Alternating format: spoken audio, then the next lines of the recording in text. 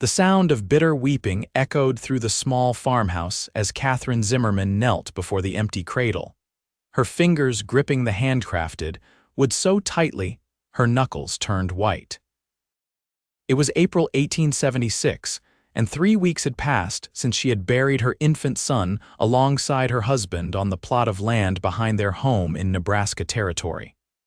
The spring that should have brought new life had instead delivered death to her doorstep in the cruelest fashion. How do I go on? Katherine whispered to the empty room, the question hanging in the still air. Her dark hair hung limply around her pale face, unwashed for days. At 24, she had already experienced more loss than most faced in a lifetime.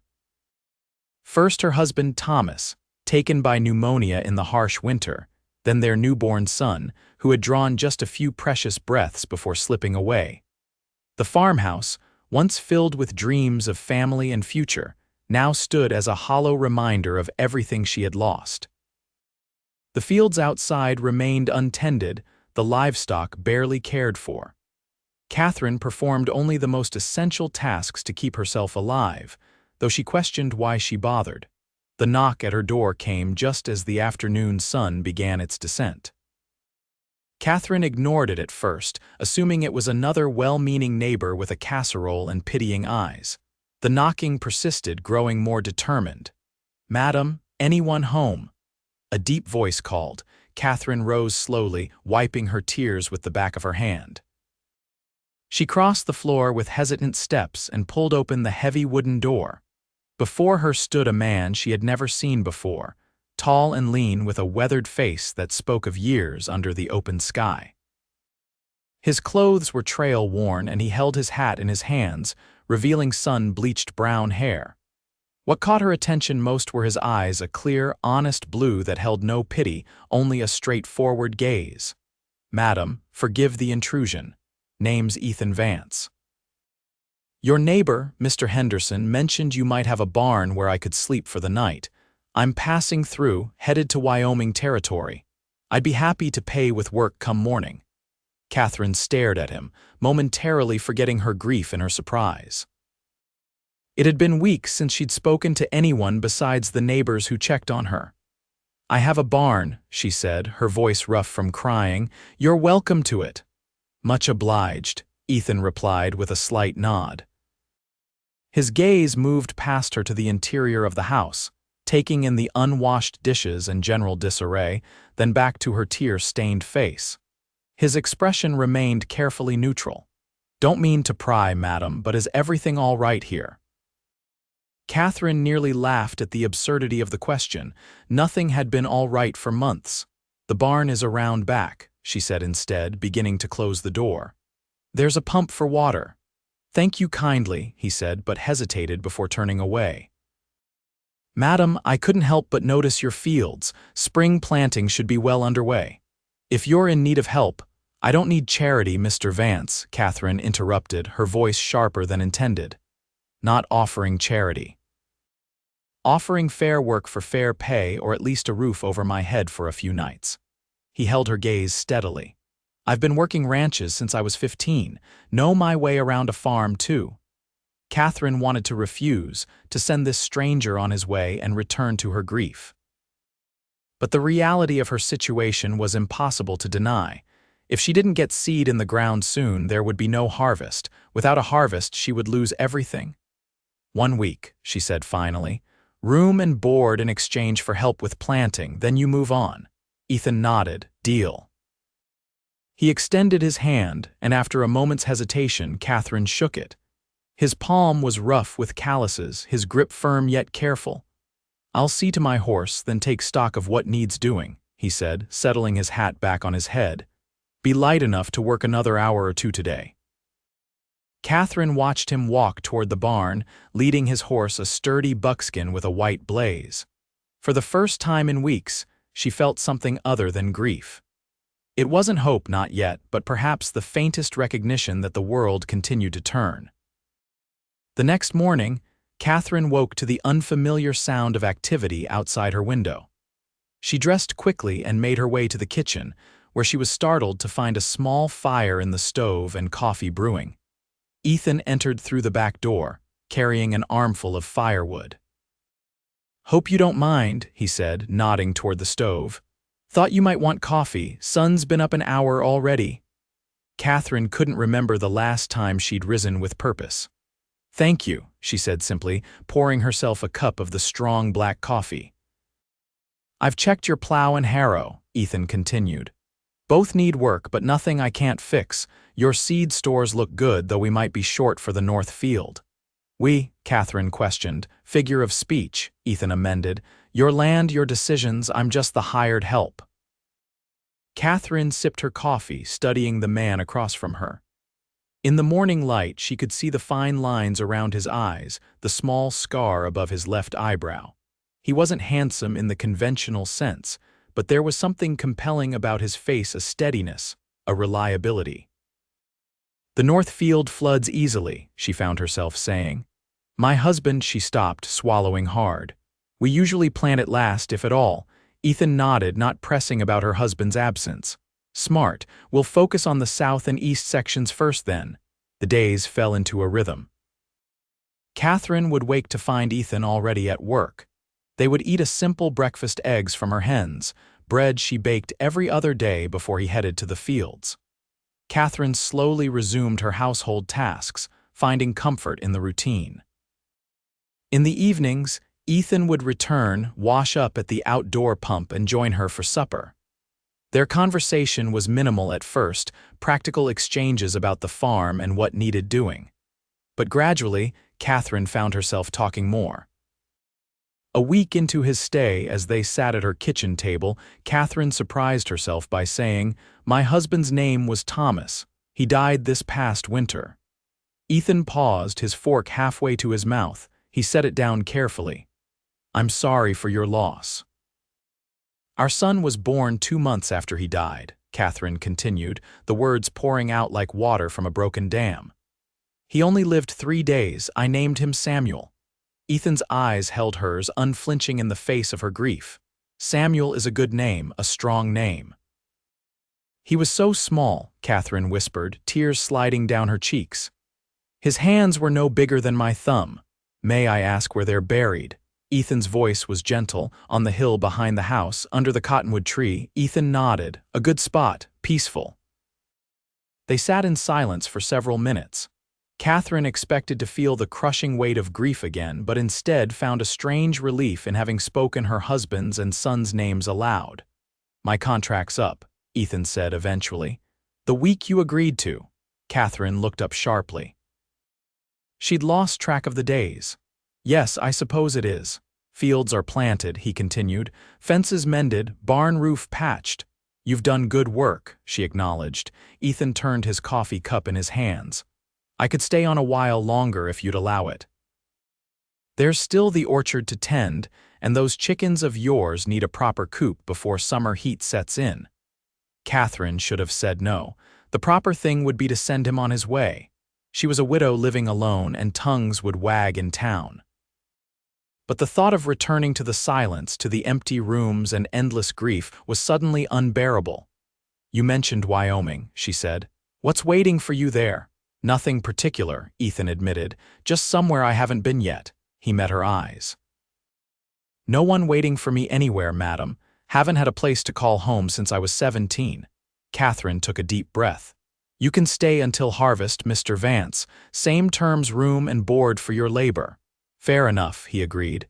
"And maybe you could call me Ethan." "Mr. Vance makes me feel like I should be wearing a suit and tie." The ghost of a smile touched Katherine's lips. "Ethan, then, and I'm Katherine." As spring gave way to summer, Katherine found herself stepping back into life.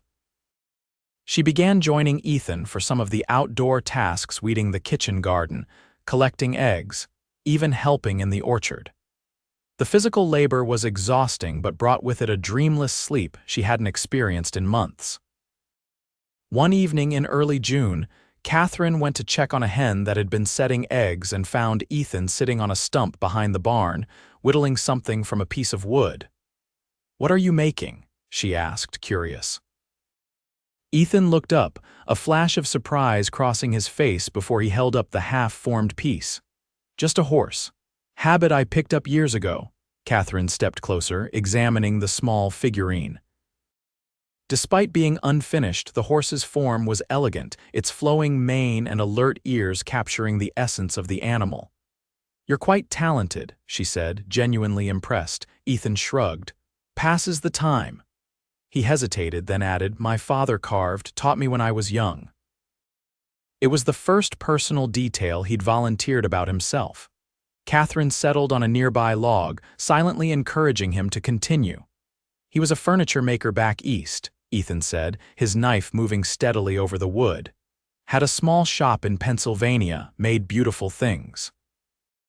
"Why did you leave?" Katherine asked. A shadow passed over Ethan's face. "War came. I enlisted in '63, lied about my age. By the time I came home in '65, both my parents had died of typhoid." His hands stilled. "Shop had been sold to pay debts, didn't see much reason to stay after that." Katherine absorbed this, understanding better the man before her. "So you came west. Followed the railroads for a while, worked cattle drives, did some prospecting in Colorado, though never found more than enough to buy supplies for the next season." He resumed his carving. "Been moving ever since." 13 years is a long time to wander," Katherine observed softly. Ethan's eyes met hers. "Sometimes a man doesn't realize he's looking for something until he finds it." The words hung between them, laden with meaning neither was ready to acknowledge. Katherine felt heat rise to her cheeks and stood abruptly.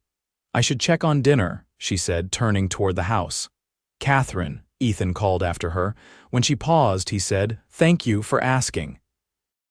That night, Katherine lay awake, thinking about Ethan sleeping in the small room off the kitchen that had once been a pantry. She had offered it to him when summer thunderstorms made the barn less than ideal. It was improper, she knew, but they maintained careful boundaries.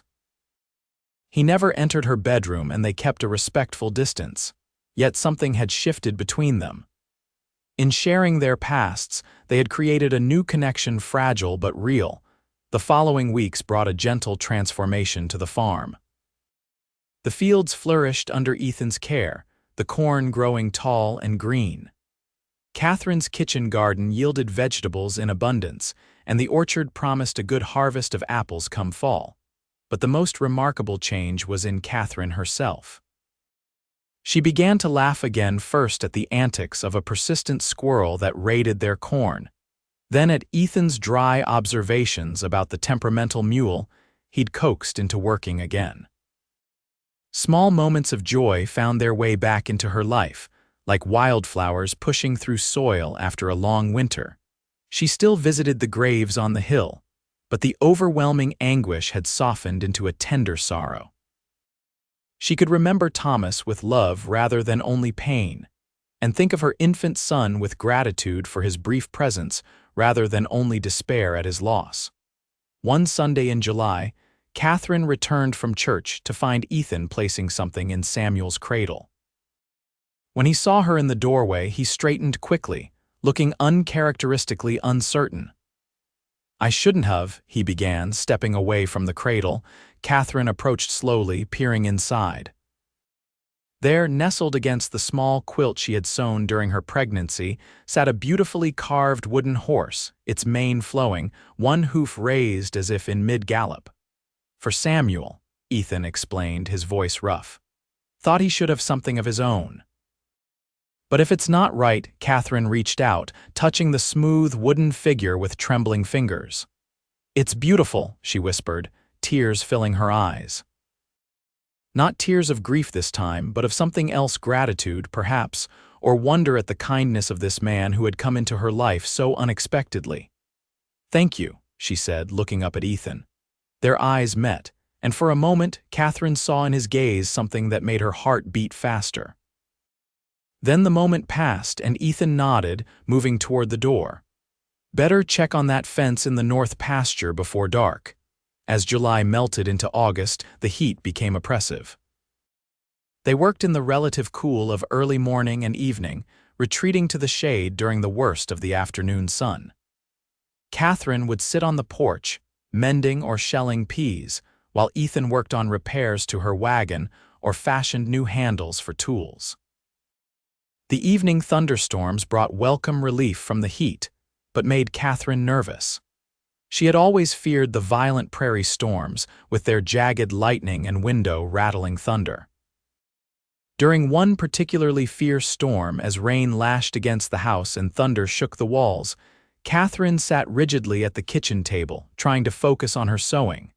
Not fond of storms, Ethan asked from his seat by the stove, where he was repairing a bridle. Katherine jumped at a particularly loud crack of thunder. "They've always frightened me," she admitted. "Thomas used to," she stopped. "Used to what?" Ethan prompted gently. "Tell stories," she said, smiling faintly at the memory, "to distract me.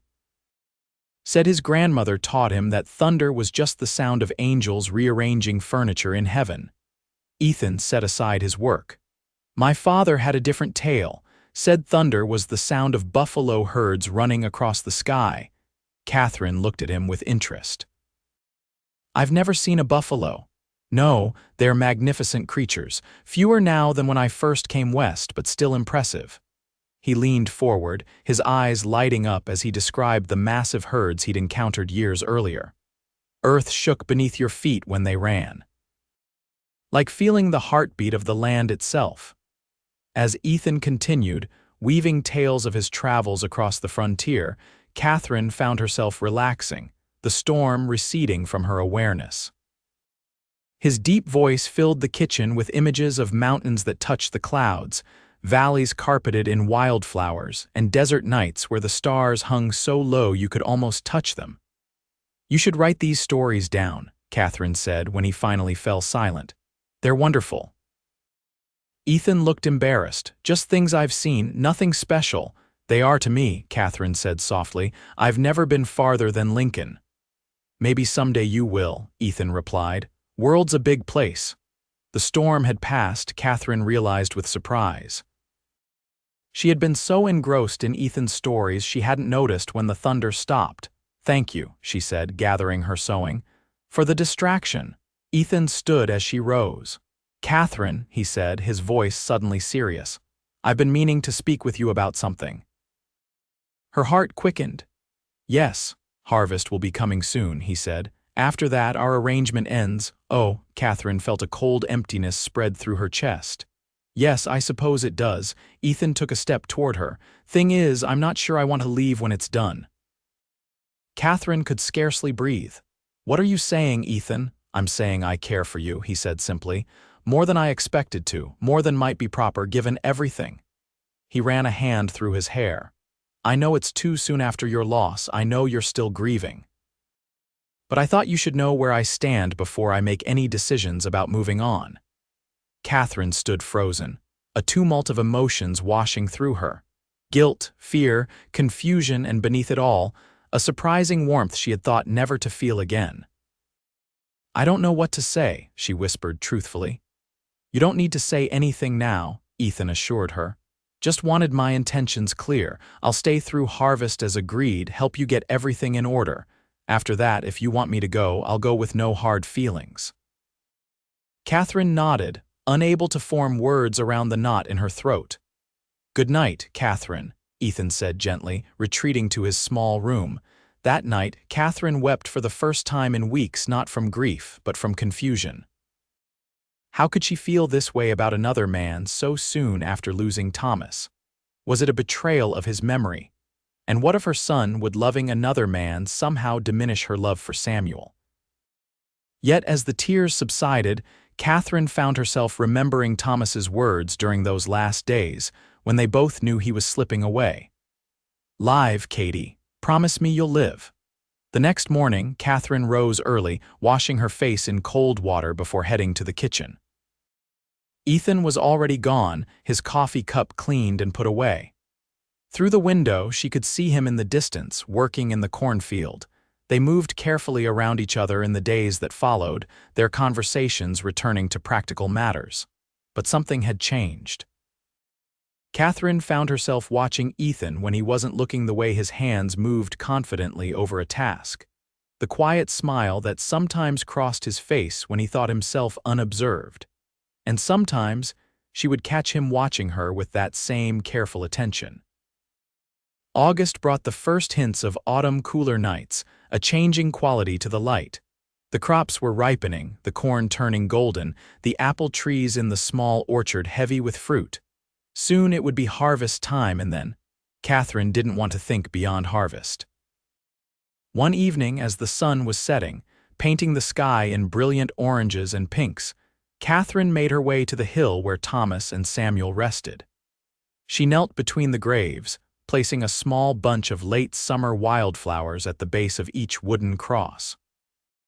"I need to talk to you," she said softly, trailing her fingers over the carved names. "About Ethan." The words came slowly at first, then with increasing certainty as she poured out her confusion, her guilt, her growing feelings for the quiet cowboy who had brought life back to her farm and to her heart. "I'll always love you both," she whispered. "Nothing can change that, but I think there might be room in my heart for someone else too." A gentle breeze stirred the grass around the graves, the cottonwood leaves rustling above her. When Katherine returned to the house, she found Ethan on the porch, his carving knife and a piece of wood in his hands. He looked up as she approached, his eyes questioning. "May I join you?" she asked. He nodded, moving over on the bench to make room. They sat in companionable silence as dusk deepened around them, the first stars appearing in the eastern sky. "I've been thinking about what you said," Katherine began, her hands clasped tightly in her lap. "About your intentions." Ethan set his carving aside, giving her his full attention. "I'm not sure what's in my heart yet," she continued carefully. "Everything still feels so complicated. But I do know I'm not ready for you to leave." Hope flickered in Ethan's eyes. "What are you saying, Katherine?" "I'm saying maybe we could find another arrangement after harvest." She took a deep breath. "Maybe you could stay on, as a partner in the farm, perhaps. Until we both figure out what we want." Ethan considered this. "It would cause talk," he said finally. "You, an unmarried woman with a man living on your property." "Let them talk," Katherine replied with unexpected firmness. "I've lived through worse than gossip." A smile spread slowly across Ethan's face. "In that case, I accept your offer, Mrs. Zimmerman." The harvest was bountiful, the best the farm had seen in years, according to Katherine. Together, they brought in the corn and wheat, filled the root cellar with vegetables, and preserved the orchard's bounty in jars of apple butter and dried rings. As autumn progressed, Katherine and Ethan settled into a new rhythm. He moved back to the barn, converted now into proper living quarters with her help, to quiet the most vicious of the town's gossips. But he took his meals with her, and in the evenings they would sit by the fire, talking or reading or simply enjoying each other's company in comfortable silence. Gradually, almost imperceptibly, their relationship deepened. A brush of hands while passing a tool became a lingering touch. Conversation flowed more freely as they shared stories of their pasts and cautious hopes for the future. The first snow came in November, dusting the farm in white. Katherine stood at the window, watching as Ethan chopped wood near the barn, his breath visible in the cold air. She had known Thomas for nearly all her life. They had grown up as neighbors, their courtship as natural as the changing seasons. What she felt for Ethan was different, not better or worse, simply different. A choice made with the wisdom of loss rather than the innocence of youth. When Ethan came in, stomping snow from his boots, Katherine had hot coffee waiting. "Cold out there," he remarked, warming his hands around the mug. "Ethan," Katherine said, her heart pounding, "would you sit with me?" They settled on the small sofa before the fire. Katherine gathered her courage, then reached for his hand. "I've been doing a lot of thinking," she began. "About us." Ethan's fingers tightened around hers. And I think I'm ready now to move forward with you." She met his gaze steadily. "If that's still what you want." For answer, Ethan leaned forward, his free hand coming up to gently touch her cheek. "May I?" he whispered. Katherine nodded, and his lips met hers in a tender kiss that spoke of promise and new beginnings. When they parted, Ethan rested his forehead against hers. "I love you, Katherine Zimmerman. Have for months now." "I love you too," she replied, the words feeling both strange and right on her tongue. 2 weeks later, on a bright December morning, they were married in the small church in town. The ceremony was simple, attended by a few neighbors who had supported Katherine through her darkest days. That evening, as they sat together in what was now their home, Ethan presented Katherine with a gift, a small wooden cradle, exquisitely carved with designs of flowing wheat and prairie flowers. "For the future," he said softly, "whenever you're ready." Tears filled Katherine's eyes as she ran her fingers over the beautiful workmanship. "It's perfect," she whispered. The winter passed in a cocoon of happiness as they adjusted to married life. Katherine discovered the joy of waking beside Ethan each morning, of building a new life together day by day. They planned for spring planting, discussed expanding the orchard, and dreamed of adding a room to the house. By the time the snow melted and the first green shoots appeared in the fields, Katherine had news to share. She waited until they were walking together on the hill, visiting the graves as they did every few weeks. "I have something to tell you," she said, taking Ethan's hand. "Something wonderful." Understanding dawned in his eyes even before she spoke the words. "Katherine, are you?" "Yes," she confirmed, a smile blooming on her face. "Come autumn, there will be a little one to fill that cradle you made." Ethan swept her into his arms, his laughter ringing across the prairie. When he set her down, his expression grew serious. "Are you happy, truly? I know it might bring back difficult memories." Katherine placed her hand over her still flat abdomen. "I'm a little afraid," she admitted, "but mostly I'm grateful for this new life for you." She glanced at the graves nearby. "Thomas and Samuel will always be part of me, but you've helped me find room in my heart for more love, not less." The baby was born as the harvest moon rose, a healthy girl with her father's blue eyes and a strong cry that filled the house. They named her Elizabeth, after Ethan's mother. As winter descended once more on the prairie, Katherine often found herself sitting beside the fire, her daughter nestled against her, while Ethan carved tiny wooden animals for the baby's amusement. In those quiet moments, Katherine would remember the desolate woman she had been a year and a half earlier, sitting beside an empty cradle with nothing but grief for company. The journey from that darkness to this light had not been easy or straightforward. There had been days when guilt threatened to overwhelm her, nights when memories brought tears. But through it all, Ethan had been there, patient, steady, offering comfort without demanding that she forget. And now, as her daughter's small hand curled around her finger and her husband's warm presence filled the room, Katherine knew that she had found her way back to joy. Not the same joy she had known before. This was deeper, tempered by loss but made more precious because of it. "What are you thinking about?" Ethan asked, looking up from his carving to find her watching him. "About how you filled this house with laughter again," Katherine replied softly, "when I thought it was gone forever." Ethan set aside his work and moved to join them, one arm around Katherine, the other hand gently stroking their daughter's cheek. "We built this happiness together," he corrected, "and we'll keep building it day by day."